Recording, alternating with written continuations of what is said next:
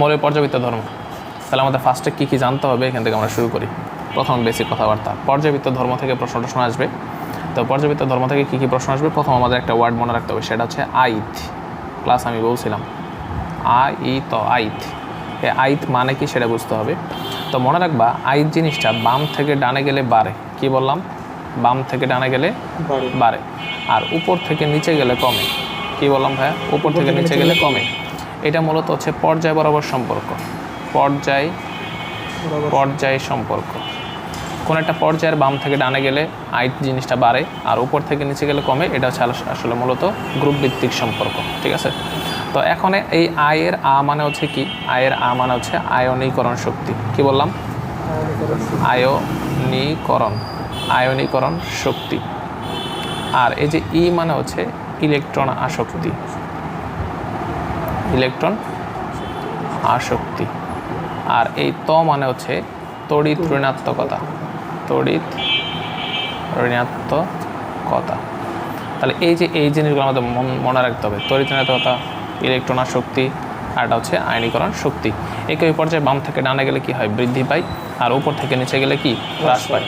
ওকে, এখন এখান থেকে শুরু হবে আয়নীকরণ শক্তি কী জিনিস, আয়নীকরণ শক্তি। আচ্ছা, আয়নীকরণ শক্তি কি যদি বলি, তাহলে সেই ক্ষেত্রে আমরা তো এটার কথার মধ্যেই বোঝা যায় যে কোন একটা মৌলকে আয়নে পরিণত করতে যে শক্তি, আয়নীকরণ শক্তি অথবা আয়নীকরণ বিভব বলা হয়। তাহলে শর্টকাটে যদি লিখি তাহলে হচ্ছে আয়নে পরিণত করতে যে শক্তির প্রয়োজন,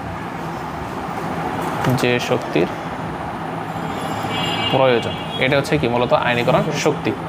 এখন যেমন আমরা যদি বলি দ্বিতীয় পর্যায়ে, যেমন দ্বিতীয় পর্যায়ে কথা যদি বলি, দ্বিতীয় পর্যায়ে, তাহলে দ্বিতীয় পর্যায়ে কী কী আছে দেখো, lithium, beryllium, boron, carbon, nitrogen, oxygen, fluorine, আর হচ্ছে কি নিয়ন। তৃতীয় পর্যায়ে শেষ। এখন তাহলে এই কমন সেন্স অনুসারে আমরা কি বলতে পারি যে বাম থেকে ডানে গেলে বাড়ে, সেই ক্ষেত্রে আমরা বলতে পারি লিথিয়ামের তুলনায় বেরিলিয়ামের আয়নীকরণ শক্তির মান বেশি। আবার বেরিলিয়াম থেকে বোরনের বেশি হওয়ার কথা, দেখো বেরিলিয়াম কিন্তু 4 আর বোরন কিন্তু 5, বেশি হওয়ার কথা নর্মাল কমন সেন্সে, কিন্তু এখানে একটা ব্যতিক্রম আছে। কেন ব্যতিক্রম সেটা একটু বলে দেখব। আর বোরন থেকে কার্বনের বেশি, কার্বন থেকে নাইট্রোজেনের বেশি, নাইট্রোজেন থেকে অক্সিজেনের বেশি, এইটা নর্মাল কমন সেন্সে হওয়ার কথা, কিন্তু দেখা যায় নাইট্রোজেন অক্সিজেন একটা ব্যতিক্রম আছে। কেন সেটা একটু বলে দেখব। অক্সিজেন থেকে ফ্লোরিন বেশি, আবার ফ্লোরিন থেকে নিয়নের সবচেয়ে বেশি। এখন এই দুইটার ক্ষেত্রে কেন কম বেশি সেটা আমরা একটু দেখি।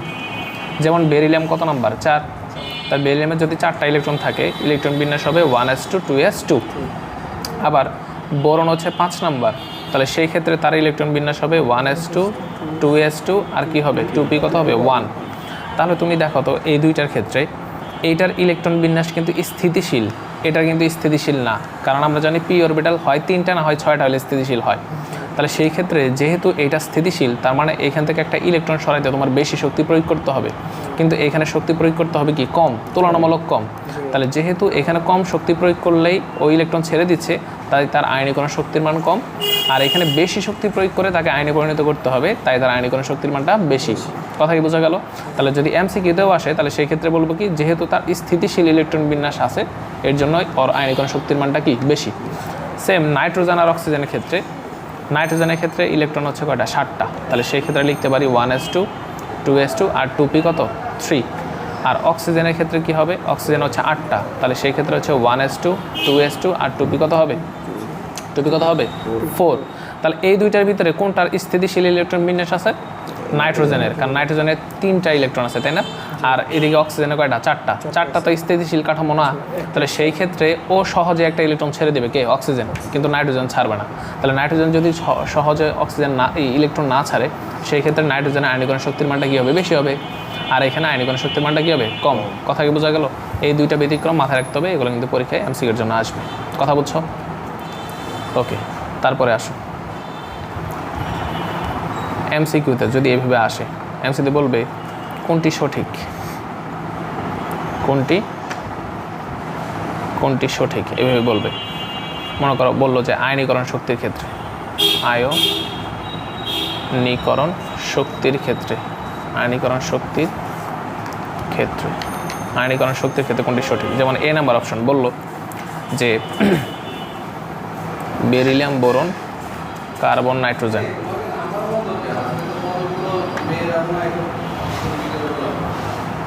বি নাম্বার অপশনে হচ্ছে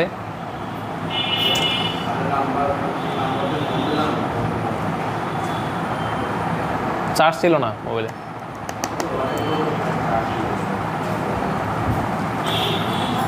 তারপরে তাহলে বেরিলিয়াম থেকে বোরনের বেশি, বোরন থেকে কার বেশি, কার্বনের বেশি, কার্বন থেকে কার, নাইট্রোজেনের বেশি গেল। তারপরে যেটা হবে সেটা হচ্ছে যদি এইভাবে বলে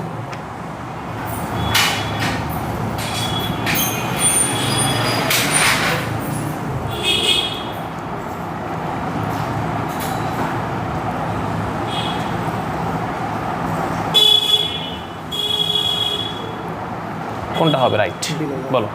বি নাম্বারটা রাইট হবে। দেখো প্রথম কথা হচ্ছে বেরিলিয়াম থেকে বোরন বেশি, এটা প্রথমে ভুল। দ্বিতীয় নাম্বারটা বোরন থেকে বেরিলিয়াম বেশি, ঠিক, বোরন থেকে বেরিলিয়াম বেশি। এখন বেরিলিয়াম থেকে এখানে নাইট্রোজেন অক্সিজেন, কিন্তু অক্সিজেন থেকে আবার নাইট্রোজেনের বেশি, তাহলে সেই ক্ষেত্রে কিন্তু এটা আনসার হবে না। আবার এটার ক্ষেত্রে বোরন থেকে বেরিলিয়াম বেশি, ওকে ফাইন, আবার বেরিলিয়াম থেকে অক্সিজেন বেশি, অক্সিজেন থেকে আবার নাইট্রোজেন বেশি, তার মানে আনসার হবে এটা। কথা কি বলছো? খুব গুরুত্বপূর্ণ এমসিকিউ, আসার সম্ভাবনা খুব বেশি।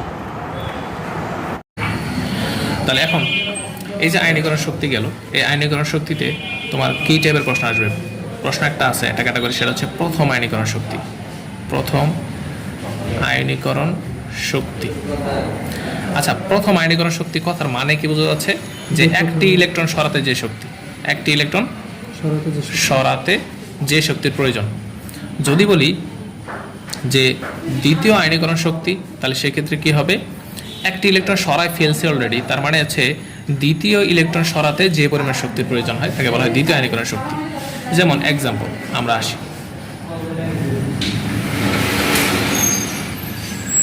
বানান ভুল হইলে ভুল।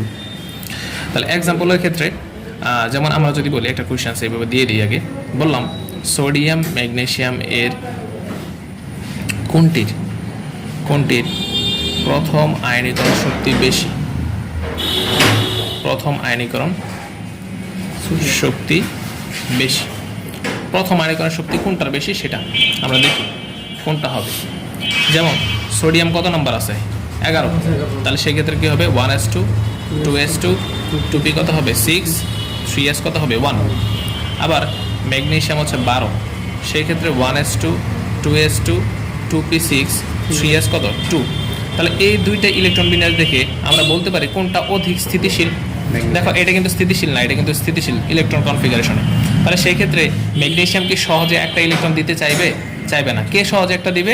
সোডিয়াম একটা দিবে। সোডিয়াম একটা দিয়ে দিলে কিন্তু সে স্থিতিশীল হয়ে যাবে। তাহলে সেই ক্ষেত্রে আমরা বলতে পারি প্রথম আয়নীকরণ শক্তির মান ম্যাগনেসিয়ামে বেশি, সোডিয়ামে কি কম।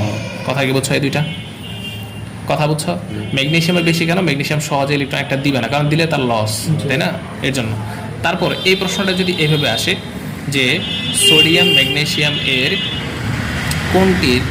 কোনটির দ্বিতীয় আয়নীকরণ শক্তির মান বেশি?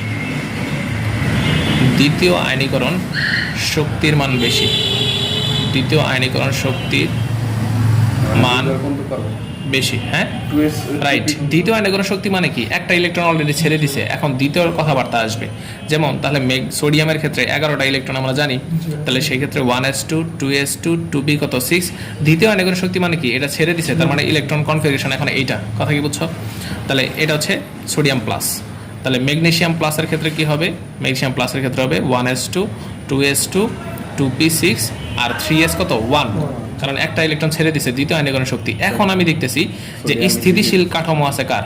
সোডিয়ামের, কিন্তু ম্যাগনেসিয়ামের কিন্তু স্থিতিশীল না। তার ম্যাগনেসিয়াম সহজে ইলেকট্রন ছেড়ে দিবে, সোডিয়াম সহজে ইলেকট্রন ছাড়বে না। সেই ক্ষেত্রে সোডিয়াম প্লাসের আয়নীকরণ শক্তির মান বেশি আর ম্যাগনেসিয়ামের কি হবে? কম হবে। কথা কি বুঝছো? তাহলে দ্বিতীয় আয়নীকরণ শক্তি আর প্রথম আয়নীকরণ শক্তি, এখান থেকে কিন্তু এমসিকিউ আসবে। তাহলে দ্বিতীয় আয়নীকরণ শক্তির ক্ষেত্রে সোডিয়ামেরটা বেশি, প্রথম আয়নীকরণ শক্তির ক্ষেত্রে কি? ম্যাগনেসিয়ামেরটা বেশি। মাথায় রাখতে হবে। গেল আরেকটা জিনিস, এটা হচ্ছে মনে রাখবা যে ধনাত্মক চার্জ বৃদ্ধির সাথে সাথে, ধনাত্মক চার্জ বৃদ্ধির সাথে সাথে মনে রাখবা আকার হ্রাস পায়। কি বললাম? আকার হ্রাস পায়, মানে পরমাণুর আকার কি পায়? হ্রাস পায়। তাহলে আকার যদি হ্রাস পায় তাহলে আয়নীকরণ শক্তি রাইট।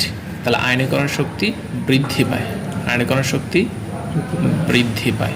তাহলে সেই ক্ষেত্রে আমি যদি বলি যে কোনটির আয়নীকরণ শক্তির মান বেশি, কোনটির আয়নীকরণ শক্তির মান বেশি, যদি এইভাবে প্রশ্ন করি কোনটির বেশি হবে, তাহলে সেই ক্ষেত্রে দেখো, তাহলে আমরা যদি লিখি ধরো নিয়ন লিখলাম, ধরো সোডিয়াম প্লাস লিখলাম, ম্যাগনেসিয়াম 2+ লিখলাম, অ্যালুমিনিয়াম 3+ লিখলাম, তাহলে এই তিনটার মধ্যে কোনটির বেশি? তুমি দেখো এরা কিন্তু আইসো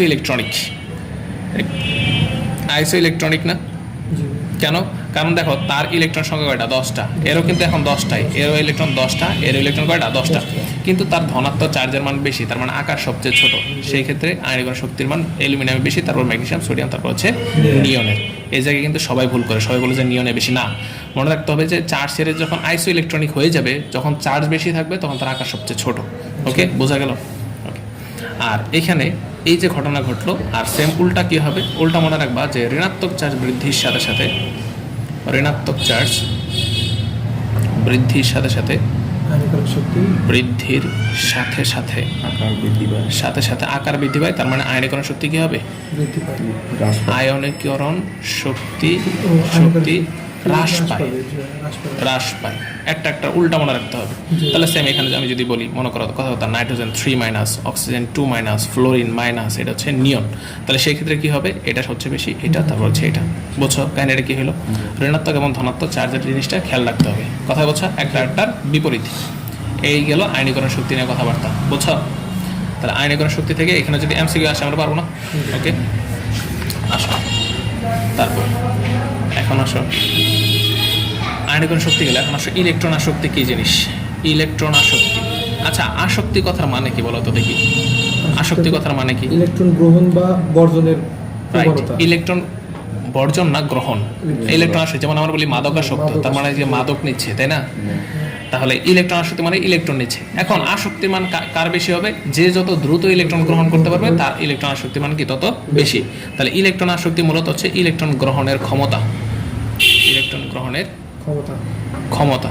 যেমন আমরা দেখো একটা গ্রুপ যদি বলি, আমরা জানি যে 17 নম্বর একটা গ্রুপ আছে, গ্রুপ 17 যে গ্রুপটা আছে এটা হচ্ছে কি? ফ্লোরিন, ক্লোরিন, ব্রোমিন আর হচ্ছে কত? আয়োডিন। দেখো একটু আগে আমরা পড়ে আসছি আইড যে শব্দটা ছিল উপর থেকে নিচে গেলে কি? কমে। তাহলে ওই হিসাবে ফ্লোরিনের ইলেকট্রন শক্তি সবচেয়ে বেশি, ক্লোরিনের কম, বোরনের আরো কম, আয়োডিনের আরো কম। কিন্তু বাস্তবিক ক্ষেত্রে এইখানে একটু পার্থক্য দেখা যায়। কোথায়? ফ্লোরিন এবং ক্লোরিনের ভিতরে। দেখো ওর কিন্তু 9টা ইলেকট্রন, ওর কিন্তু 17টা ইলেকট্রন। তার মানে ও একটা ইলেকট্রন গ্রহণ করবে, আবার ক্লোরিনও কি করবে? একটা ইলেকট্রন গ্রহণ করবে, তাই না? কিন্তু এখানে একটা প্রশ্ন হচ্ছে যে ক্লোরিনের ইলেকট্রন আসক্তি ফ্লোরিন থেকে বেশি কেন?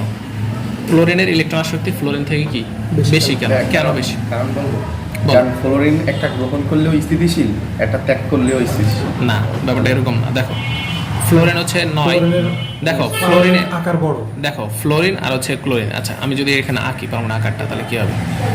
ফ্লোরিনের 2টা শক্তি স্তর, তার হচ্ছে 9টা ইলেকট্রন আছে, এখানে 9টা ইলেকট্রন আছে। আর ক্লোরিনের কিন্তু একই কথা, কিন্তু 3টা শক্তি স্তর, তার শক্তি স্তর কিন্তু 3টা, তাই না? তাহলে খুব সহজেই রাইট। তাহলে এখানে নতুন যে আগত যে ইলেকট্রনটা আছে, যখন ইলেকট্রনটা আসবে তখন দেখো ফ্লোরিনের সর্বশেষ কক্ষপথে 7টা ইলেকট্রন আছে এবং দ্বিতীয় শক্তি স্তর, আর ক্লোরিনের 7টা ইলেকট্রন আছে কিন্তু তৃতীয় শক্তি স্তর। তার মানে আকার এখানে বেশি, তার মানে এখানে কি বড়? আকার বড়।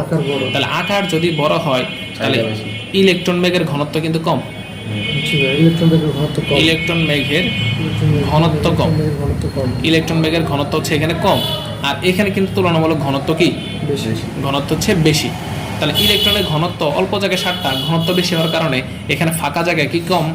তাহলে ফাঁকা জায়গায় কম হলে কি হয়? এখানে একটা ইলেকট্রন আসতে গেলে এই সর্বশেষ কক্ষপথে ইলেকট্রন দ্বারা সে বিকর্ষিত হয়। কি হয় ভাই? বিকর্ষিত হয়। বিকর্ষিত হলে সহজে সে এখানে স্থান নিতে পারে না। কিন্তু ক্লোরিন অপরপক্ষে এটাকে সহজে জায়গা দিতে পারে, যার জন্য ক্লোরিন ইলেকট্রন আসক্তির মান ফ্লোরিনের তুলনায় কি? বেশি।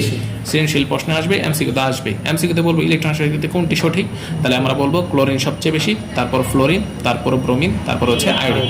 এটা হচ্ছে ইলেকট্রন আসক্তির জন্য সঠিক কথা বলছো। এমসিকিউতে আসবে। ওকে আসো।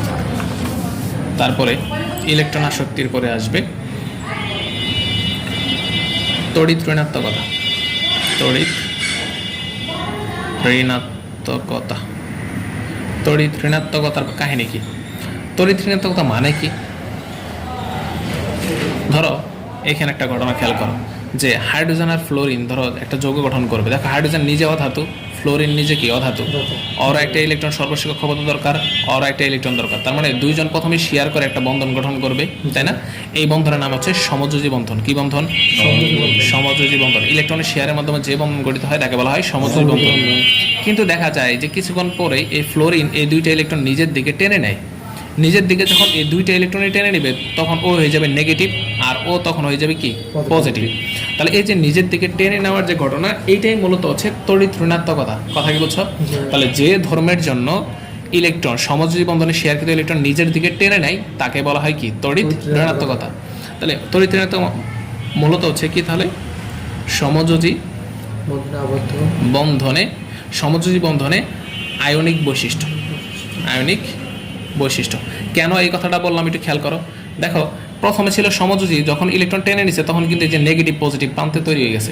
তাহলে নেগেটিভ পজিটিভ প্রান্ত মানে কি? আয়নিক বৈশিষ্ট্য। তাহলে যদি বলে যে সমযোজী বন্ধনে আয়নিক বৈশিষ্ট্য কখন দেখা যায়? তড়িৎ ঋণাত্মকতার ধর্মের জন্য দেখা যায়। কথা কি বুঝছো? এখান থেকে একটা প্রশ্ন সৃজনশীল তুমি খতে পাবা। সেই প্রশ্নটা হচ্ছে এইভাবে যে এইচএফ সমযোজী হলেও, এইচএফ সমযোজী হলেও আয়নিক বৈশিষ্ট্য দেখা যায় কেন? আয়নিক বৈশিষ্ট্য দেখা যায় কেন? এই যে সমযোজী হলো আয়নিক বৈশিষ্ট্য দেখা যায় কেন? রাইট। তাহলে আমরা এখান থেকে কি বলবো ভাইয়া? তাহলে এখানে আমরা বলবো যে প্রথমে তারা সমযোজী বন্ধন গঠন করে, কিন্তু ফ্লোরিনের তড়িৎ ঋণাত্মক মান হচ্ছে 4.0 আর হাইড্রোজেনের হচ্ছে 2.1। কথা কি বলছো? তাহলে এখানে তড়িৎ ঋণাত্মক পার্থক্যটা কত ভাইয়া? 1.9। ওকে, তাহলে এখানে কি হয়? এখানে একটা কথা মনে রাখতে হবে, সেটা হচ্ছে তড়িৎ ঋণাত্মক পার্থক্য যদি 0.5-এর বেশি হয়, তড়িৎ ঋণাত্মক পার্থক্য যদি 0.5 প্লাস, তার মানে 0.5-এর বেশি হয়, তখন সমযোজী যৌগে, যোগে আয়নিক বৈশিষ্ট্য দেখা যায়। আয়নিক বৈশিষ্ট্য দেখা যায়। বোঝা গেল এটুকু? তাহলে এখানে কেন বোঝা গেল? তাহলে এইচএফ এটা হয়ে যাবে নেগেটিভ, তখন এটা হয়ে যাবে কি পজিটিভ, কারণ ইলেকট্রনটা নিজের দিকে টেনে নেবে। তাহলে এখানে সৃজনশীল খতে একটা প্রশ্ন আসবে, টপাটপ লিখে দিবা।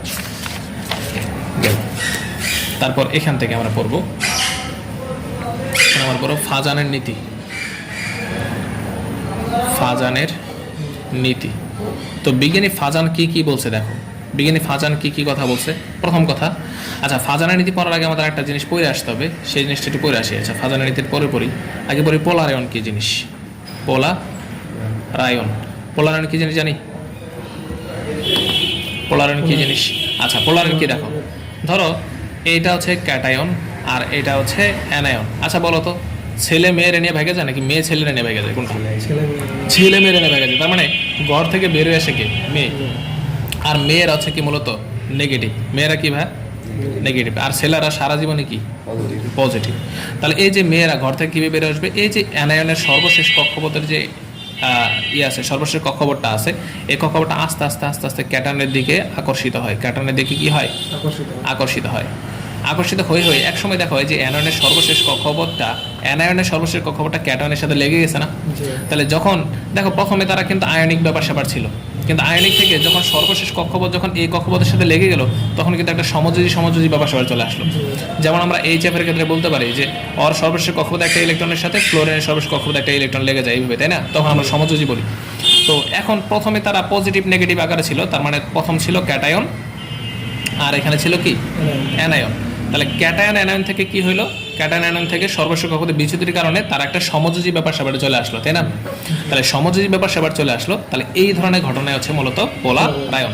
তাহলে পোলারায়ন হচ্ছে কি ক্যাটায়নের প্রভাবে অ্যানায়নের সর্বশেষ কক্ষপথের যে বিচ্যুতি ঘটে, এটাকে বলা হয় কি পোলারায়ন। তাহলে পোলারায়নের ফলে কি হয় আমরা যদি বলি যে পোলারায়নের ফলে আসলে কি হচ্ছে, তাহলে পোলারায়নের ফলে আয়নিক যৌগে সমযোজী বৈশিষ্ট্য দেখা যাচ্ছে, ঠিক না? দেখো সমযোজী বৈশিষ্ট্য দেখা যায়। মোসাইক বুঝছে কিনা? জি।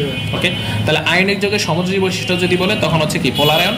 একটু আগে আমরা পড়ে আসলাম সমযোজী যৌগের আয়নিক বৈশিষ্ট্য সেটা হচ্ছে পরিত্রাণাত্মকতা, একটা আর একটা বিপরীত। কথা কি বোঝা গেল? তাহলে এটা ডিপেন্ড করবে। তো এই পোলার আয়নের উপর ভিত্তি করে হচ্ছে মূলত ফাজানের নীতিগুলো প্রতিষ্ঠিত হয়েছে। তো বিজ্ঞানী ফাজান কি বলছে সেটা আমরা দেখে আসি। ফাজান, তো বিজ্ঞানী ফাজান কি বলছে? 1 নাম্বার, তাহলে ফাজানের নীতি দ্বারা আসলে আমরা কি করি? পরীক্ষা এমসিকিউতে আসে। ফাজানের নীতি দ্বারা আমরা যেটা করি সেটা হচ্ছে আয়নিক যৌগে সমযোজী বৈশিষ্ট্য নির্ধারণ করি। সমযোজী বৈশিষ্ট্য কি করি ভাই? নির্ধারণ করি। এটা কি বুঝছো? মোজাহিদ বুঝছো? ওকে, যেমন সে 1 নাম্বার বলছে, সে বলছে যে ক্যাটায়নের আকার যত ছোট হবে এবং অ্যানায়নের আকার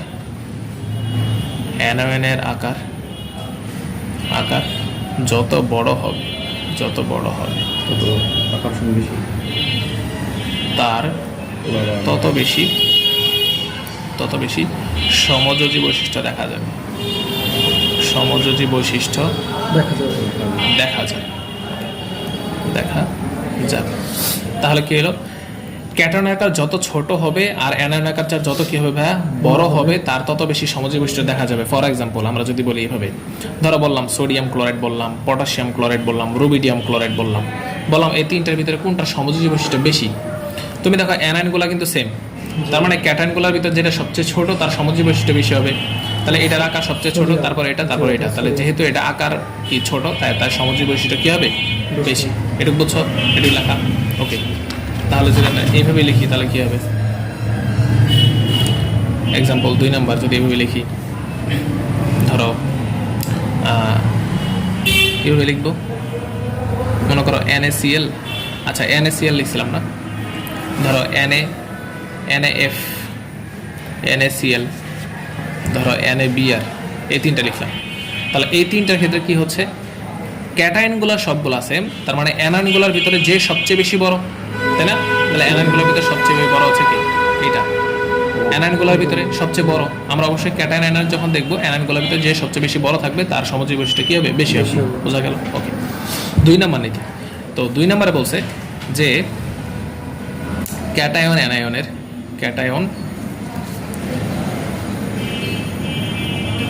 অ্যানায়নের চার্জ যত বেশি হবে, যত বেশি হবে, তাহলে অ্যানায়ন ক্যাটায়নের চার্জ যত বেশি হবে। ব্যাপারটা কেমন দেখো, ধরো এখানে আমি লিখলাম, ধরো NaCl লিখলাম, এটা লিখলাম MgCl2 লিখলাম, আর ধরো অ্যালুমিনিয়াম ক্লোরাইড লিখলাম। বললাম এই তিনটার ভিতরে সমযোজী বৈশিষ্ট্য কার বেশি হবে? দেখো এখানে তুমি কিন্তু বলতে পারবা না যে ভাই এখানে অ্যানায়নগুলো সেম, বলতে পারবা না। এখানে অ্যানায়নের ক্লোরাইড একটা, এখানে 2টা, এখানে 3টা, তাই না? তাহলে এখানে প্লাস, এটা মাইনাস, এটা হচ্ছে 2 + 2 - বুঝি কিনা? 3 প্লাস, আর এটা হচ্ছে কত? 3 মাইনাস।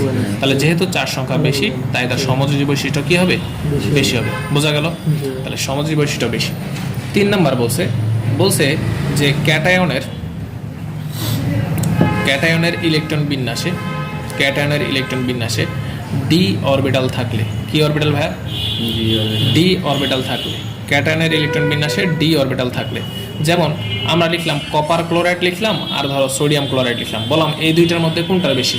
তুমি এখন নর্মাল কমন সেন্সে তুমি বলতে পারো 1 নাম্বার নীতি অনুসারে যে ভাই অ্যানায়নগুলো সেম, তাহলে ক্যাটায়নের ভিতরে সোডিয়ামের আকার ছোট, তাহলে ওই হিসেবে বেশি। কিন্তু না, ক্যাটায়নগুলোর ভিতরে কপার কিন্তু আবার ডি ব্লক হওয়ার কারণে তাই তার কি হবে? সমযোজী বৈশিষ্ট্য কি হবে? বেশি। কথা কি বুঝছো? এই জিনিসটা খুব মাথায় রাখতে হবে। আর এইখান থেকে যেটা হবে সেটা হচ্ছে, একটা প্রশ্ন বলো। মনে করেন যদি ক্যাটায়ন দুটোর সমান হয়, তাহলে অ্যানায়নের যেটা বড় হবে সেটা হচ্ছে সমযোজী বৈশিষ্ট্য বেশি। আর যদি অ্যানায়নের সবগুলো সমান হয়, তাহলে যেটার ক্যাটায়ন বেশি বা যেটা ছোট বা ডি গুলো কমলো সেটা বেশি হবে। রাইট। যেমন স্পেশাল জিনিস মনে রাখতে হবে, স্পেশাল জিনিস হচ্ছে যার সমযোজী বৈশিষ্ট্য বেশি, যার সমযোজী বৈশিষ্ট্য বেশি মনে রাখতে হবে, যার সমযোজী বৈশিষ্ট্য বেশি তার গলনাঙ্ক, স্ফুটনাঙ্ক, তারপর হচ্ছে বিদ্যুৎ পরিবাহিতা তারপর হচ্ছে দ্রবণীয়তা, দ্রবণীয়তা এগুলো সব কিছুই কম হবে, মনে রাখতে হবে। কী বলছে বুঝছো? তাহলে যার সমজীব বৈশিষ্ট্য বেশি হবে তার গলনাঙ্ক স্ফুটনাঙ্ক কম হয়। যেমন দেখো এই দুইটার মধ্যে সমজীব বৈশিষ্ট্য এর বেশি, তার মানে এর গলনাঙ্ক স্ফুটনাঙ্ক কম, এর গলনাঙ্ক স্ফুটনাঙ্ক বেশি। যেমন যদি বলে এই তিনটের মধ্যে কোনটির গলনাঙ্ক স্ফুটনাঙ্ক কম, কোনটির গলনাঙ্ক স্ফুটনাঙ্ক বেশি, এই টাইপের প্রশ্নগুলো কিন্তু সৃজনশীল গ এবং ঘতে থাকবে, ব্যাখ্যা করো। তখন আমরা ফাজানের নীতি দিয়ে ব্যাখ্যা করবো। যেহেতু অ্যালুমিনিয়াম ক্লোরাইডের সমজীব বৈশিষ্ট্য বেশি, তার মানে গলনাঙ্ক স্ফুটনাঙ্ক সবচেয়ে কম আর এর গলনাঙ্ক স্ফুটনাঙ্ক সবচেয়ে বেশি। যদি বলে এই তিনটার মধ্যে কোনটা বেশি দ্রবণীয়, পানিতে দ্রবণীয়, তাহলে আমরা বলবো এটা সবচেয়ে বেশি কি পানিতে দ্রবণীয়। কারণ আমরা জানি ফাজানের নীতি অনুসারে যার সমজীব বৈশিষ্ট্য বেশি হবে তার এইগুলো সব কিছুই কম হবে, গলনাঙ্ক, স্ফুটনাঙ্ক, বিদ্যুৎ পরিবেশ এবং হচ্ছে দ্রবণীয়তা, এগুলো সব কিছু কি হবে? কম হবে। কি হবে? কম হবে। কথা কি বুঝছো? এখান থেকে প্রশ্ন আসবে। ফ্যানটা দিয়ে আসো, গরম লাগে, মাথাটা নষ্ট হয়ে গেছে। তাহলে সমযোজী বন্ধন তো বুঝি, সমযোজী বন্ধনের কোনো সমস্যা নেই। সন্নিবেশ সমযোজী মানে কি দেখো, সন্নিবেশ সমযোজী বন্ধন, সমযোজী বন্ধন এর মানে কি দেখো। সন্নিবেশ সমযোজী বন্ধন কখন হবে, কিভাবে হবে মনে রাখতে হবে। সন্নিবেশ সমযোজী বন্ধন হচ্ছে, ধরো এ কোন একটা মৌল আছে, বি কোন একটা মৌল, বি মৌলের মনে করো মুক্তজোড় ইলেকট্রন আছে। কি ভাই? মুক্তজোড় ইলেকট্রন আছে। এই মুক্তজোড় ইলেকট্রন মনে করো বি গ্রহণ করে, কথার কথা বি গ্রহণ করবে। তাহলে বি যদি এই দুইটা মুক্তজোড় গ্রহণ করে তখন এটা হচ্ছে সন্নিবেশ সংখ্যার হচ্ছে চিহ্ন। এই চিহ্ন না দিলে কিন্তু ভুল হবে। এর আগে 2 দিন আগে পরীক্ষা হয়েছে, সবাই ভুল করছে। সন্নিবেশ বন্ধনের চিহ্ন হচ্ছে এটা দিয়ে আরো চিহ্ন দিতে হবে। তাহলে সন্নিবেশ সমযোজী বন্ধনের ক্ষেত্রে একটা জিনিস খেয়াল করো, যে একজন দিবে, তার মানে একজন দাতা থাকবে আর একজন গ্রহীতা থাকবে। দেখো সমযোজী বন্ধনের ক্ষেত্রে কিন্তু দাতা গ্রহীতা নাই, সমযোজী হচ্ছে উভয়ই শেয়ার করবে। কিন্তু সন্নিবেশ সমযোজী যখন করবো তখন একজন দাতা থাকবে আর একজন কি থাকবে? গ্রহীতা থাকবে। এটা মাথায় রাখতে হবে, একজন দাতা আর একজন গ্রহীতা থাকবে। তাহলে দাতা পরমাণু মুক্তজোড় ইলেকট্রন দিবে আর গ্রহীতা হচ্ছে মুক্তজোড়টাকে নিয়ে শেয়ার করবে। কথা কি বুঝছো? ওকে। তাহলে সন্নিবেশ সমযোজী বন্ধন কিভাবে গঠিত হইতেছে, যেমন যদি তোমার পরীক্ষা প্রশ্ন এভাবে দিবে, বলবে BF3 এবং NH3 অণুতে, NH3 অণুতে সন্নিবেশ সমযোজী বন্ধন দেখাও, সন্নিবেশ সমযোজী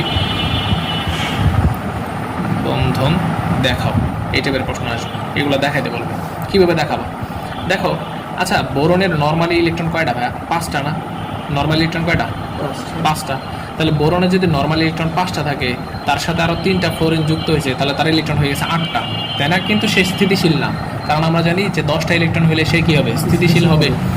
আবার এখানে নাইট্রোজেনের সাথে দেখো, এই যে হাইড্রোজেন একটা, এটা একটা হাইড্রোজেন, এটা একটা হাইড্রোজেন, কিন্তু নাইট্রোজেনের কিন্তু একটা মুক্তজোড় আছে। কীভাবে বুঝতে পারি?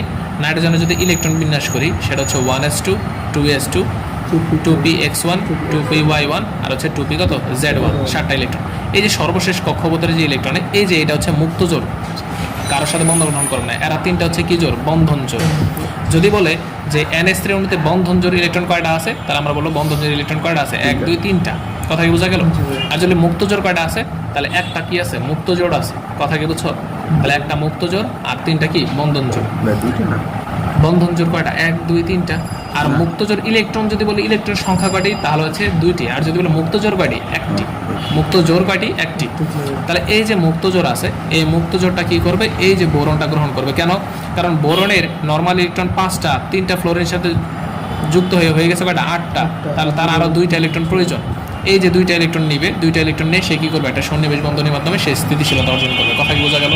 তাহলে আমরা পরীক্ষায় এইভাবে একটা কনফিগার আঁকাই দিব, দেন হচ্ছে ইলেকট্রন বিন্যাসটা লিখে দিলে আনসার ফুল মার্ক। কথা কি বুঝছো?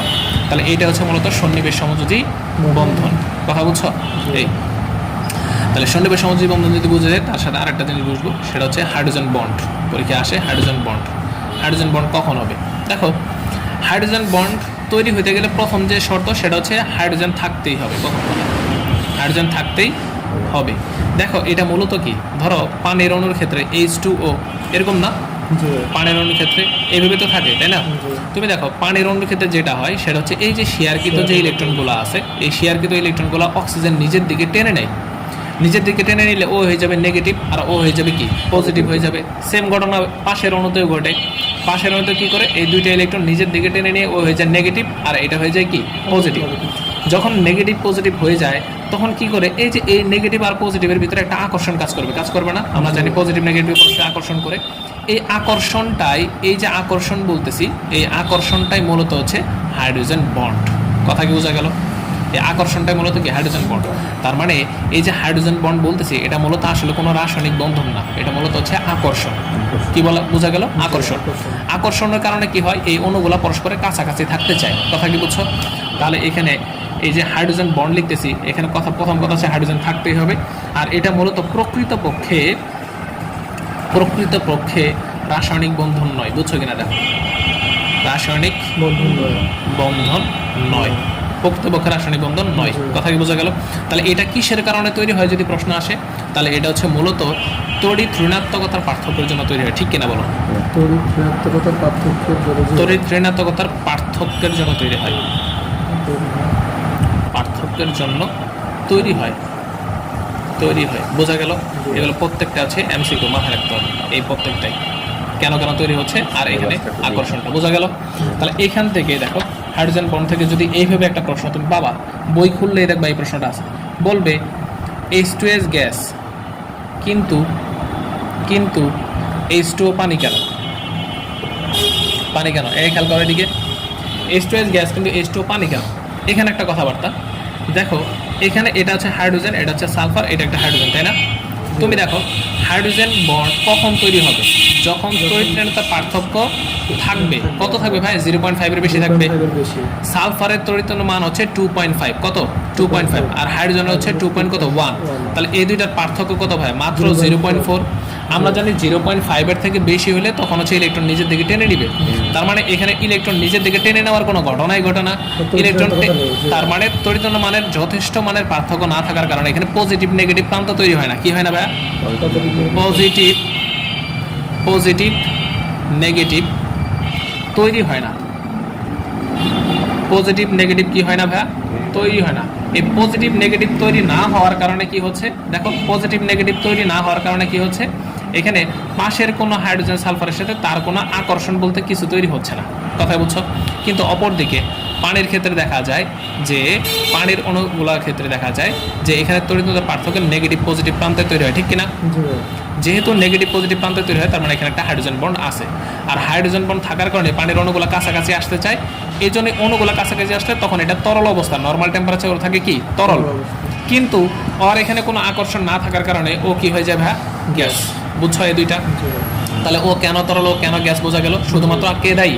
Hydrogen bond. এই দুইটা ক্ষেত্রে যদি এমসিকিউতে আসে তাহলে আমরা বলবো যে হাইড্রোজেন বন্ড এর জন্য দায়ী। এখানে হাইড্রোজেন বন্ড নাই আর এখানে আছে, শেষ। তাহলে হাইড্রোজেন বন্ড বোঝা গেল। তাহলে হাইড্রোজেন বন্ডে আরেকটা প্রশ্ন তোমার আসতে পারে, সেটা হচ্ছে বলবে জীবকুলের রক্ষায় কোনটি ভূমিকা পালন করে? জীবকুল রক্ষায় কে ভূমিকা পালন করে, কিভাবে ভূমিকা পালন করে? তাহলে কিভাবে ভূমিকা পালন করে আমরা এইভাবে দেখবো। দেখো এটা যদি আমি আঁকি, হ্যাঁ বলে যাচ্ছি, যদি আমরা এভাবে আঁকি ডিএনএ আঁকি, তাহলে ডিএনএ ক্ষেত্রে আমরা জানি এই অ্যাডিনিনের বিপরীতে কি থাকে ভাই? থায়ামিন থাকে। সাইটোসিনের বিপরীতে কি থাকে ভাই? গুয়ানিন থাকে। আমরা জানি এটার ভিতরে কিন্তু 3টা হাইড্রোজেন বন্ড থাকে, তাই না? আর এখানে কয়টা হাইড্রোজেন বন্ড থাকে? 2টা। তাহলে হাইড্রোজেন বন্ড যদি প্রকৃতপক্ষে না থাকতো তাহলে সেই ক্ষেত্রে ডিএনএ স্ট্রাকচার তৈরি হতো না। ডিএনএ স্ট্রাকচার তৈরি না হলে পানিকুল মানে তৈরি হতো না। সহজ কথা, আমরা এভাবে সৃজনশীল লিখি। কথা বোঝা গেল? আমাদের সবকিছু রয়েছে, এরপরে খালি অরবিটালের সংখ্যা। রাইট। আসলে আর আছে অনুপ্রকৃতি বন্ধন কোণের। হ্যাঁ ওইটা আসবে, এখন আসবে। সংকরায়নের ক্ষেত্রে প্রথমে তোমার বুঝতে হবে যে সংকরায়নে প্রথম বুঝতে হবে সিগমা বন্ধন। আচ্ছা, সিগমা বন্ধন আর একটা তুমি পড়বা, সেটা হচ্ছে পাই বন্ধন। কি বন্ধন? পাই বন্ধন একটা পড়বা, পাই বন্ধন। তাহলে এই যে সিগমা বন্ধন এবং পাই বন্ধনের মধ্যে একটু খেয়াল করো। এখানে আমার একটা জিনিস বুঝে নিতে হবে, সেটা হচ্ছে ধরো এস অরবিটাল কেমন হয় তোমার কি জানো? এস অরবিটাল গোলাকৃতি না, এটাকে বলবা বার্তুলাকার। কেমন বলবা? বার্তুলাকার। আর পি অরবিটাল কেমন হয়? পি ওয়াই আছে, পি এক্স আছে, আবার কিন্তু পি জেডও আছে, তাই না? পি ওয়াই, পি এক্স, এটা হচ্ছে পি জেড। এগুলার আকৃতি কেমন? ডাম্বেল আকৃতি, রাইট। এগুলো হচ্ছে ডাম্বেল আকৃতি। মনে রাখবা এই সিগমার স মানে হচ্ছে সামনাসামনি। কি বললাম? সামনাসামনি অধিক্রমণ, তার মানে 2টা অরবিটাল সামনাসামনি অধিক্রমণে যে বন্ধন তৈরি করবে তার নাম হচ্ছে সিগমা বন্ধন। আর পাই বন্ধনটাকে কি বলবো? প মানে পাশাপাশি, পাশাপাশি অধিক্রমণে যে বন্ধন তৈরি হয় তাকে বলা হয় কি পাই বন্ধন। কথা কি বোঝা গেল? এই সামনাসামনিটা তোমার পরীক্ষায় মুখোমুখি দিয়েও আসতে পারে, একই কথা। তাহলে সামনাসামনি বা মুখোমুখি বললে আমরা বলবো এটা সিগমা বন্ড, আর এটা হচ্ছে কি পাই বন্ড। তাহলে সিগমা বন্ড কিভাবে হতে পারে? এস এস এর সাথে হতে পারে, এস এর সাথে পি এর হতে পারে। কথা কি বুঝছো?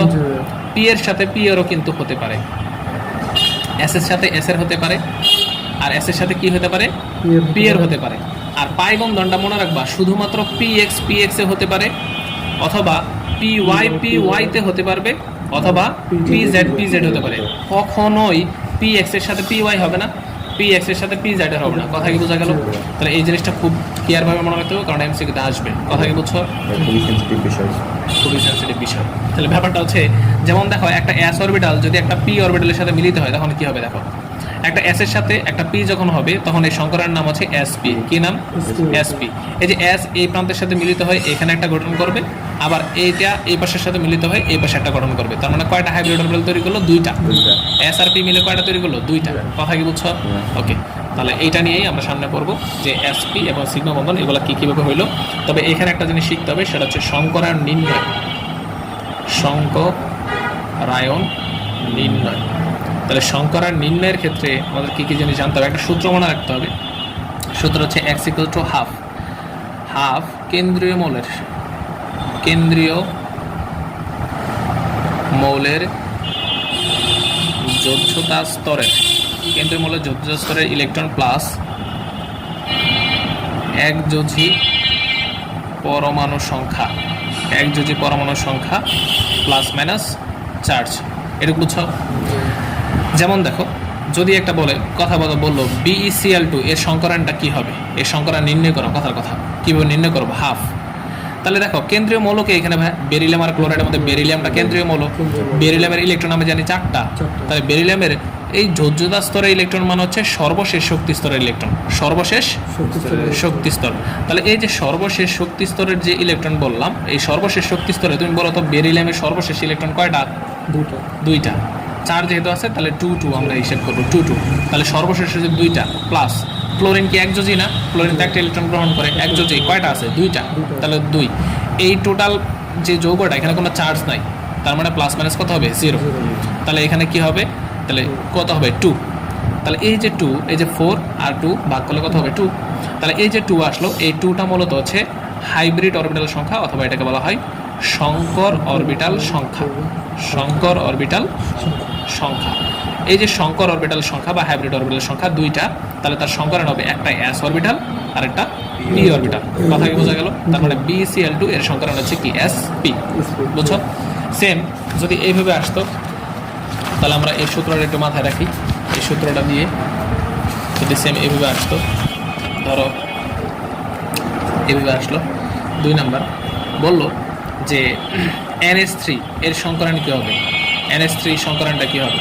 তাহলে আমরা একযোজী, এখানে নাইট্রোজেনের সর্বশেষ কয়টা? নাইট্রোজেন নরমালি 7টা, তাহলে সর্বশেষ কয়টা? 2 5। ওই ইলেকট্রন বিন্যাস কোনটা কনফিগারেশন বুঝছো? একটা কনফিগারেশন আমরা করতাম 2 8 8 18 18, মনে আছে? তাহলে ওই হিসাবে 7কে আমরা কত বলবো? 2 5। বুঝছো? তাহলে সর্বশেষ হচ্ছে 5টা প্লাস একযোজী পরমাণু। হাইড্রোজেন কি একযোজী কিনা? আমার মনোযোগ দাও। হাইড্রোজেন কি একযোজী কিনা? একযোজী কয়টা আছে? 3টা। তাহলে দিলাম 3 প্লাস মাইনাস কত হবে? 0। তাহলে এখানে কত হবে? 8 2, তার মানে কত হবে? 4। তাহলে সংকর অরবিটাল কয়টা? 4টা। তাহলে 4টা যদি হয় তাহলে সংকরণটা কি হবে ভাই? একটাই s অরবিটাল, কারণ আমরা জানি s অরবিটাল একটাই আছে। আর p অরবিটাল কয়টা নিতে হবে? 3টা। তার মানে এটা হবে sp3। বুঝছো? সেম যদি এভাবে বলতো, ধরো বোরন ক্লোরাইড বললো, BeCl3 বললো, তাহলে সেই ক্ষেত্রে কি হবে? তাহলে BeCl3 বোরন ক্লোরাইড, বোরনের নরমাল হচ্ছে কয়টা? 5টা। তাহলে সর্বশেষ কয়টা ভাই? 3টা। তাহলে 3 প্লাস ক্লোরিন একযোজী কয়টা আছে? 3টা প্লাস মানে চার্জ কত? 0। তাহলে কত হবে? 6/3, তার মানে 3। তাহলে 3 যদি হয় তাহলে এটা কি হবে? sp2। মানছে কিনা? sp2 হবে। তাহলে এটা বুঝে গেলাম, এটা হবে sp2। মাইনাস থাকলে কেমন হবে? আচ্ছা, মাইনাস থাকলে কি হবে? তাহলে আসো মাইনাস থাকলে কি হয় আমরা একটু দেখে নিই। তাহলে ধরো কার্বন ডাইঅক্সাইড আছে, তখন আমাদের কি হবে আগে দেখি। কার্বন ডাইঅক্সাইড যদি থাকে কি হবে? কার্বনের সর্বশেষ কয়টা? কার্বন নরমালি ইলেকট্রন 6টা, তাহলে সর্বশেষ কয়টা? 4টা। তাহলে 4 প্লাস অক্সিজেন কি একযোজী?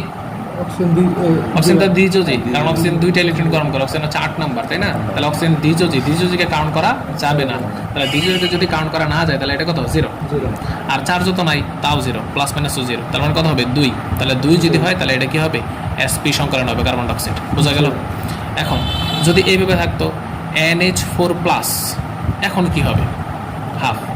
দেখো নাইট্রোজেনের সর্বশেষ কয়টা? 4টা 5টা নাইট্রোজেন সর্বশেষ কয়টা? 5টা। পাঁচটা। হাইড্রোজেন আছে কয়টা? 4টা। চারটা। মনে রাখবা এখানে চার্জ যদি +1 থাকে তাহলে এখানে -1 বসাইতে হবে, আর -1 থাকলে +1 বসাইতে হবে।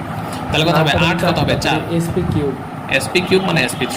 ওকে, যদি এভাবে আসতো ধরো CO3- কার্বন, এটার ক্ষেত্রে কি হবে? হাফ। CO3 কার্বনের কয়টা ভাইয়া? 4টা। নাই, একযোজি নাই, তাহলে +1, তাহলে কত হবে? 2- সরি 2- তাহলে কত হবে? 3।